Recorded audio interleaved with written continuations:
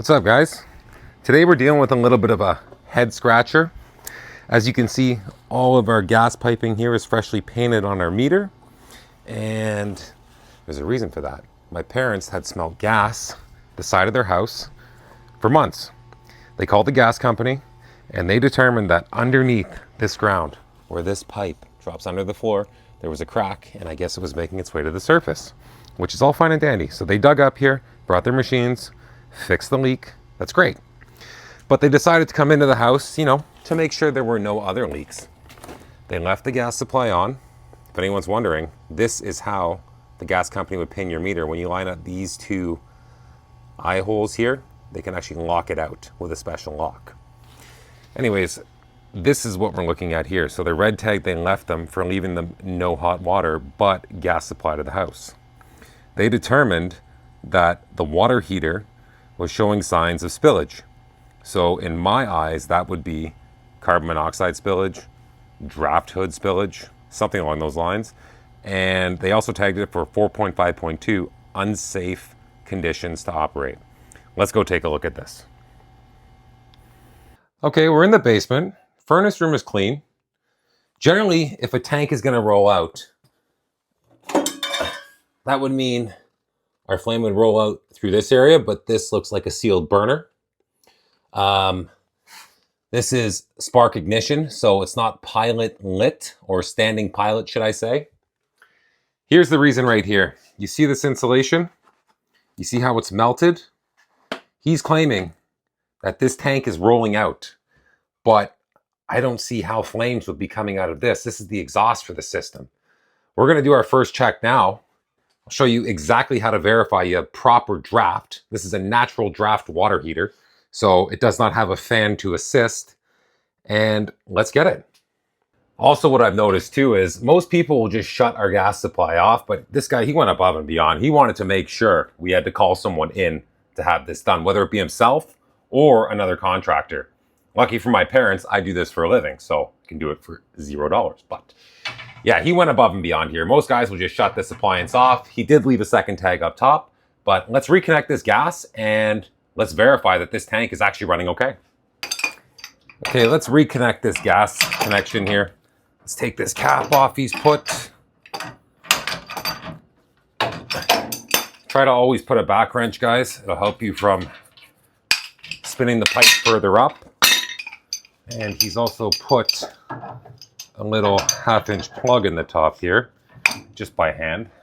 Thank you, sir, for that. Let's crack this union here. Beautiful.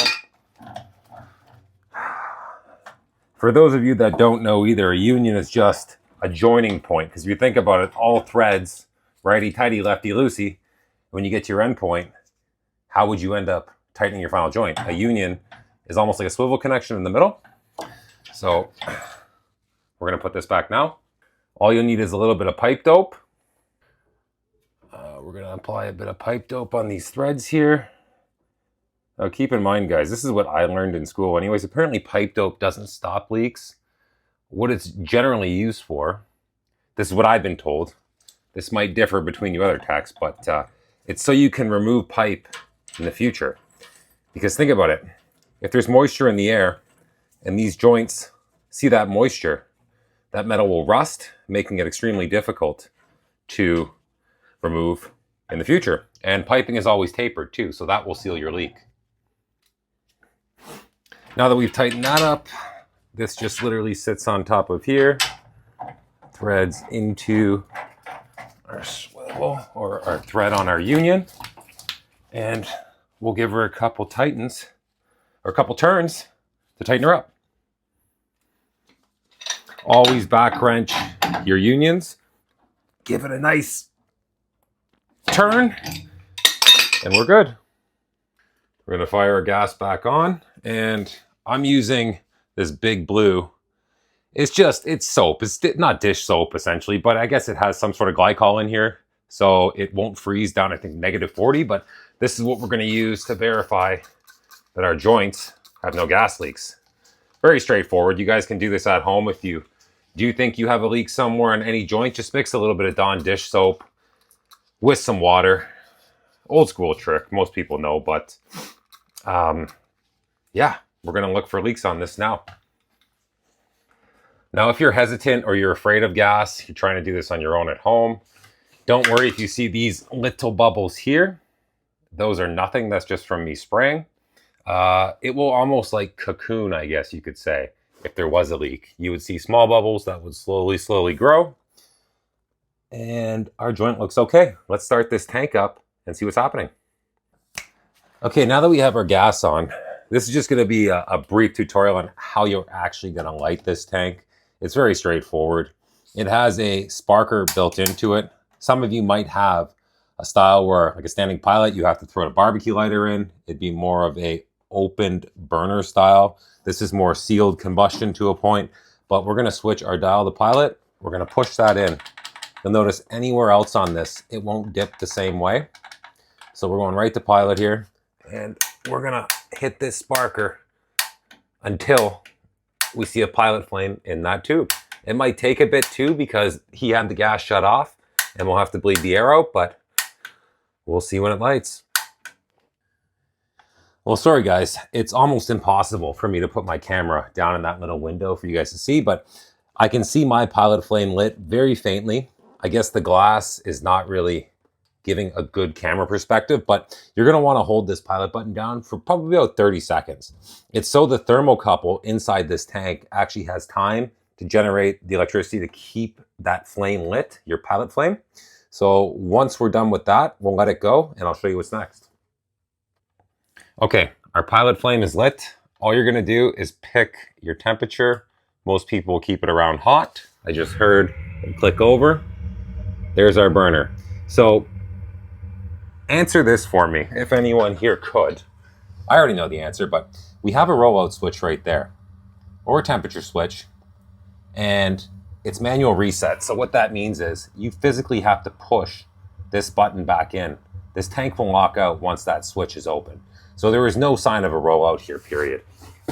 Let's take a look up here. Our tank is on, and he claimed that this here melting was indicating a flame rollout.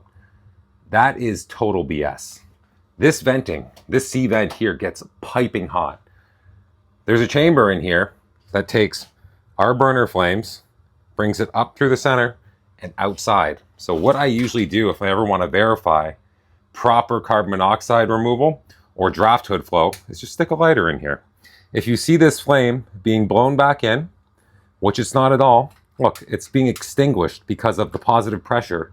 Well, sorry, not positive, but negative pressure being drawn out through our stack. See this? I pull it out, flicker, and then look at it. It's getting sucked right up our stack. We have no issues here with any type of rollout, any type of backdraft. I'm gonna get my carbon monoxide or my combustion analyzer and just do a combustion test, an ambient CO test down here. And we're just gonna verify that there's nothing wrong with this. And he shut this tank off for absolutely no reason. Oh, also more. This is already getting extremely hot to the touch. This venting is even hotter. I can't keep my hand on it, and that's totally normal, guys. Totally normal. So what I suspect was this insulation was probably sitting down at one point, being a flat piece like this. So just to be on our cold water supply, and it was melting away. When this tank would heat up and run for, an hour at a time, this metal gets frickin' hot. So there is no sign of a rollout. Absolutely not. Okay, so I just went outside and grabbed my Testo combustion analyzer. This can be used for many reasons, but what we're going to use it for today is, where is it now? CO, carbon monoxide ambient. Okay, we're going to hit OK. We have our probe connected here, so this device here. We're going to read that. We're going to go over yes. Press OK. Searching for device. It's paired, and we're going to press play. And the beautiful thing about this, it even gives you a danger zone, a warning zone, and the green zone will give you ambient CO. Now, I wouldn't expect any of you homeowners to have a piece of equipment like this. The carbon monoxide sensors you buy at Home Depot, Rona if you're in Canada, any hardware store, will essentially do the same job as this. Might not be as pinpoint accurate, but it will give you a good warning if there's danger. Okay, here we go, guys. Our probe is just outside of our exhaust hood down here, where apparently we had carbon monoxide coming out, flame rollouts, which I have not seen at all. So you tell me why this tank was shut down. Now look, just to prove it to you, if I throw this probe inside of this stack, it takes a second to register, but you'll see. Here we go. We're starting to climb ever so slightly, but what do we have? 5 parts per million. 6, 7. I'm not doing a combustion test, but I'm just trying to show you. We're starting to climb now, okay? So we're going into a warning zone. But if we let this air out a bit, give it a couple blows, and here we go. We're starting to stabilize again. We are outside of our water heater. So we have no possibilities of carbon monoxide leaks. I have not seen a rollout period. What is this guy talking about? Take a look at our burner. A nice blue flame. Nothing's rolling back. I don't smell any gas leaks. Definitely no carbon monoxide. I think this tank's ready to go. But what we're going to do, because it's my parents' place, I'm going to flush this out because he claimed there was sulfur or calcium buildup inside the tank. I have no idea how he would even begin to know that. This tank is only 5 years old. I'll show you guys how to flush out a tank and do annual maintenance on it. I recommend you all do this, and it's pretty easy, so follow along. First thing you're going to want to do is find the dial on your tank here, and we're going to put this to the off position. If your tank was running, you'll hear the burners kick out, which I just did. This is perfect. If you're really paranoid, you can shut the gas off. And what we're going to do next is we're going to close both our water supplies. So we're going to close our cold water. Or you know what, I lied to you. We're just going to close our cold. We'll drain the hot out of the house, and yeah. Next thing you'll need is a garden hose. This is a 50-footer. Every water heater will have a hose spigot attached to the bottom of it. So we're going to thread that on, and we're going to run this to our closest floor drain. All right, we found our floor drain. It's just outside the furnace room. This one conveniently has a cover that will come off. If it doesn't, I can tell you guys this much from experience. Usually what I'll do is I'll bend a tie wrap in half, fish it under and through, and tie wrap this hose right to the floor drain. That way it won't wobble around or soak your basement floor. But for our sake, we can just shove it right in that hole there. And then with my parents' tank, I just have a slot screwdriver here that will open and close the shutoff. So we're going to open that up fully. So the water is probably airlocked. That's not a whole lot of pressure there.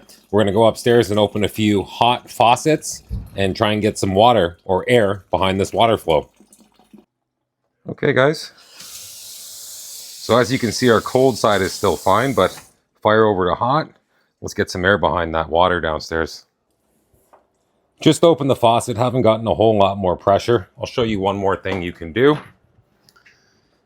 This relief on the side of the tank, you're going to want to just pop it in open position.